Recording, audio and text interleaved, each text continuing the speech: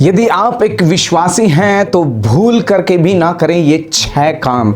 जी हाँ, मैं हूं आपका भाई प्रभुदास पास्टर अतुल मैसी और आज हम बात करने वाले हैं ऐसे 6 काम जो विश्वासियों को भूल के भी नहीं करना है। जी हाँ, सबसे पहली चीज भूल करके भी ना करें ये काम। पहली चीज, कभी किसी की मजबूरी का फायदा ना उठाएं। यदि आप एक विश्वासी हैं, आप एक मसीह हैं, परमेश्वर के साथ चलते हैं, परमेश्वर की आराधना करते हैं, तो मेरे भाई मेरे बहन, कभी किसी की मजबूरी का, कभी भी किसी की लाचारी का, कभी भी किसी ऐसे व्यक्ति की जो सक्षम नहीं है कुछ कर पाने के लिए या किसी चीज के लिए, मेरे भाई मेरे बहन, उस समय में जब वो व्यक्ति आपके पास में आता है, आपके पास में मदद के लिए आता है या गुजारिश करता है, तो मेरे भाई मेरे बहन उसकी जरूर से मदद कीजिएगा। लेकिन ध्यान रखिएगा, कभी भी विश्वासियों आपको किसी की मजबूरी का फायदा नहीं उठाना है, क्योंकि परमेश्वर इस बात से खुश नहीं होता, परमेश्वर इस बात से प्रसन्न नहीं होता। जब मैं और आप बाइबल के अंदर पढ़ते हैं, उत्पत्ति उसके 12 अध्याय और उसके 17 वचन के अंदर जब मैं और आप पढ़ते हैं, तो मैं और आप पाएंगे कि अब्राहम जो है अकाल पड़ने के कारण से जहां वो रह रहा था उस स्थान को छोड़ करके वो मिस्र में चला जाता है।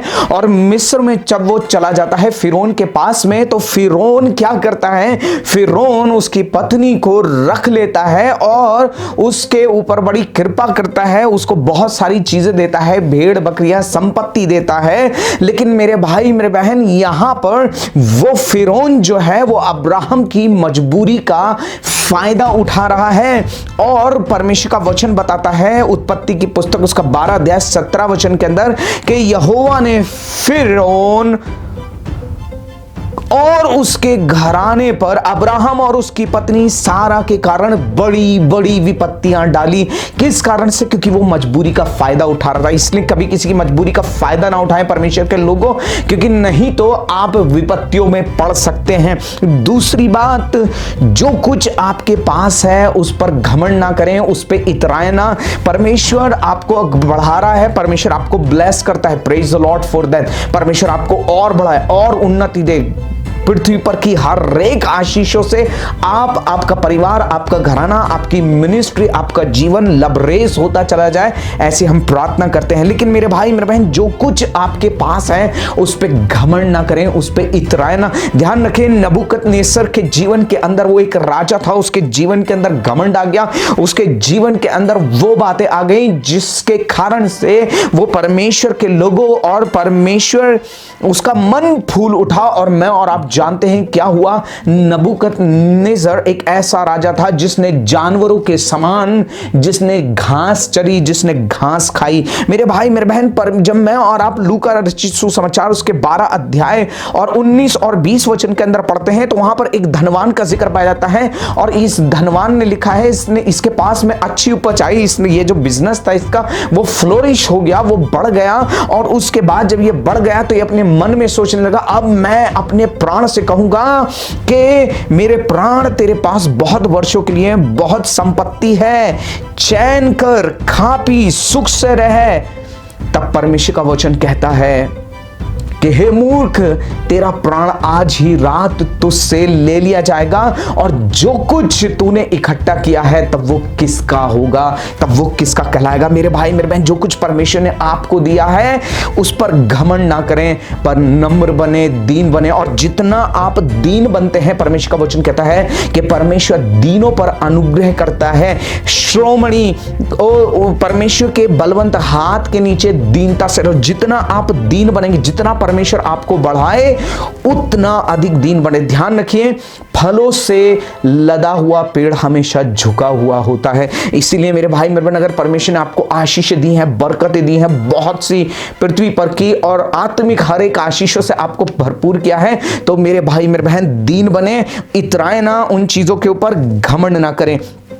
तीसरी बात, कभी किसी परमेश्वर के दास की निंदा ना करें, अपशब्द ना करें, उनको बुरा भला ना कहें। ध्यान से सुनिएगा विश्वासियों, ये बड़ी गंभीर बात है। कभी किसी परमेश्वर के दास की निंदा ना करें, अपमान ना करें, बेइज्जती ना करें, उनका विरोध ना करें, उनके विरोध में खड़े ना हो। मेरे भाई मेरे बहन, उनको बुरा भला ना कहें, अपशब्द यूज ना करें, गंदी भाषा उनके प्रति इस्तेमाल ना करें, कभी किसी परमेश्वर के दास की निंदा ना करें।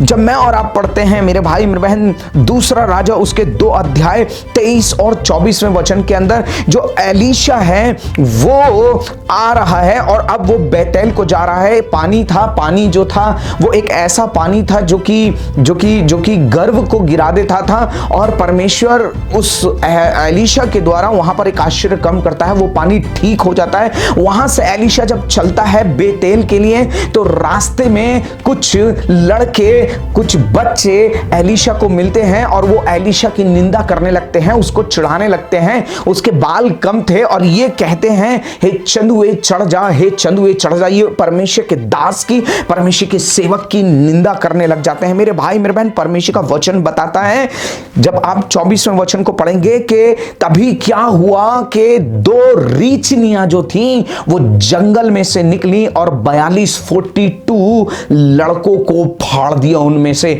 उनको फाड़ दिया। मेरे भाई मेरे बहन, जब आप गिनती की पुस्तक उसका 12 अध्याय के अंदर जाते हैं तो मूसा के भाई और बहन मरियम और एरन मूसा के ऊपर उसकी पत्नी के कारण से कुड़कुड़ाने लगे, उसकी निंदा करने लगे और क्या कहने लगे, क्या परमेश्वर सिर्फ मूसा से ही बात करता है, हमसे बात नहीं करता? ध्यान रखिए वर्ड्स क्या बोल रहे हैं, परमेश्वर हमसे भी बात करता है, इनसे ही थोड़ी ना बात करता है मेरे भाई मेरे बहन। और ये बात परमेश्वर का वचन कहता है कि जब परमेश्वर ने सुना तो लिखा है उनकी बात यहोवा ने सुनी। ध्यान रखिए आपके मुंह से क्या निकल रहा है, परमेश्वर के दासों के लिए, परमेश्वर के लोगों के लिए आप कैसे वर्ड्स यूज कर रहे हैं, परमेश्वर उनको सुनता है। लिखा है परमेश्वर ने उनकी बात सुनी और मेरे भाई मेरे बहन ये बात परमेश्वर को बुरी लगी। क्या हुआ, मरियम और एरन हारून कोढ़ी हो गए। मेरे भाई मेरे बहन, इसलिए कभी किसी परमेश्वर के दास, परमेश्वर के जन की निंदा ना करें, अपमान ना करें, उनके विषय में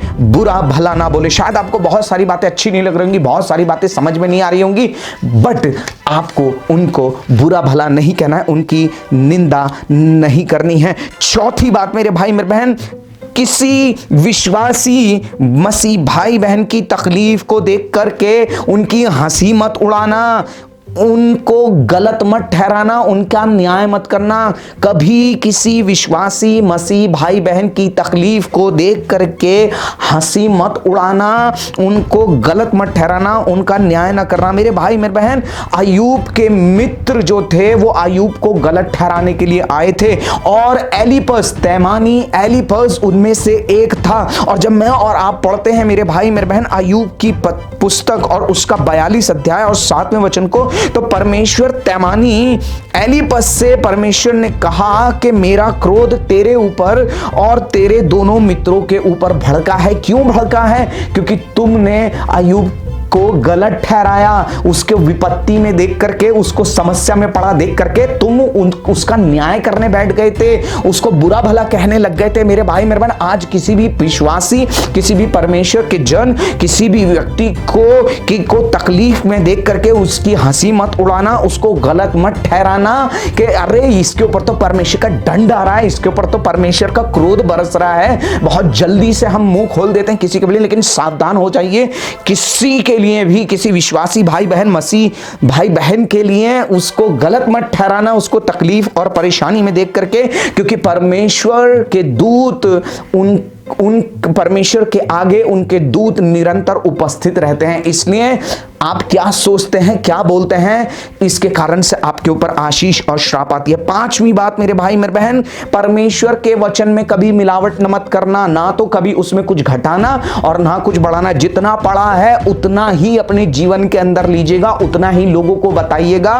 भावनाओं में आके, आवेश में आके, एक्साइटेड होकर के कुछ भी ऐसा मत ऐड करना और कुछ भी ऐसा मत घटा देना। आपको समझ में नहीं आ रहा है तो तो पहले समझिए, परमेश्वर से प्रार्थना कीजिए, पवित्र आत्मा से मांगिए, ओ बाइबल अध्ययन कीजिए, उन लोगों के पास में जाइए जो आपको परमेश्वर का वचन सिखा सके, उन बातों को समझिए, उसके बाद प्रचार कीजिए, उसके बाद बोलिए। पर वचन में से ना तो कुछ घटाइए और ना उसमें कुछ बढ़ाइए। प्रकाशित वाक्य की पुस्तक बाइबल की सबसे आखिरी पुस्तक है, और जब वो बंद हो रही है तो चेतावनी के साथ में बंद हो रही है। प्रकाशित वाक्य की पुस्तक 22 अध्याय का 18 और 19 वचन कहता है, मैं हर एक को जो इस भविष्यवाणी की बातों को सुनता है गवाही देता हूं, यदि कोई मनुष्य इन बातों में से कुछ बढ़ाए तो परमेश्वर उन विपत्तियों को जो इस पुस्तक में लिखी हैं उस पर बढ़ाएगा। 19वां वचन कहता है, यदि कोई इस भविष्यवाणी की पुस्तक की बातों में से कुछ निकाल डाले तो परमेश्वर जीवन के वृक्ष और पवित्र नगर में से जिसका वर्णन इस पुस्तक में है उसका भाग निकाल देगा। ध्यान रखिए, आपका भाग उस स्वर्ग से निकाल दिया जाएगा, उस नगर से निकाल दिया जाएगा, आपका नाम जीवन के वृक्ष में से काट दिया जाएगा यदि आप परमेश्वर के वचन से कुछ भी घटाते या बढ़ाते हैं। छठी बात, इंपॉर्टेंट बात मेरे भाई मेरे बहन, नेवर कर्स योर पेरेंट्स। कभी भी अपने माता पिता को कोसना मत, उनको श्राप मत देना। आप कहोगे नहीं मेरे माँ तो ऐसी है, नहीं मेरा पिता तो ऐसे हैं, पर इसीलिए मेरे मुंह से उनके लिए ऐसा निकलता। नहीं, वो अच्छे हों या बुरे हों, वो क्यों भी कर रहे हो, कुछ भी क्यों ना कर रहे हो, ध्यान रखिए आपको अपने मुंह से उनको श्राप नहीं देना है, उनको कोसना नहीं है मेरे भाई मेरे बहन। क्योंकि परमेश्वर का वचन कहता है, ले व्यवस्था उसके 20 अध्याय 19 वचन के अंदर, कि जो अपने माता पिता को श्राप देता है वो निश्चय मार डाला जाए। और जब आप पढ़ेंगे नीति वचन 20 अध्याय उसका 20 वचन, तो लिखा है जो अपने माता पिता को कोसता है या उनको श्राप देता है उसका दिया बुझ जाता है। मेरे भाई मेरे बहन, उसके जीवन के अंदर आशीष नहीं रहती, उसकी जिंदगी अधिक नहीं होती, उसकी जिंदगी ज्यादा बड़ी नहीं होती, उसके जीवन के अंदर खुशियां नहीं रहती, सब कुछ बर्बाद हो जाता है। ध्यान रखिए, आपको अपने माता पिता को आशीष देनी है, उनके लिए आशीष का कारण बनना, उनके लिए आशीष मांगनी है। अगर आप उनके लिए अच्छा आशीष के वचन नहीं बोल सकते तो श्राप ना दें, बुराई ना करें, उनको कोसे ना। इन वचनों के द्वारा परमेश्वर आपको आशीष दे, और अगर आपको आशीष मिली है तो दूसरों के साथ बांटिए। God bless you all. आप सभी को जय मसीह की।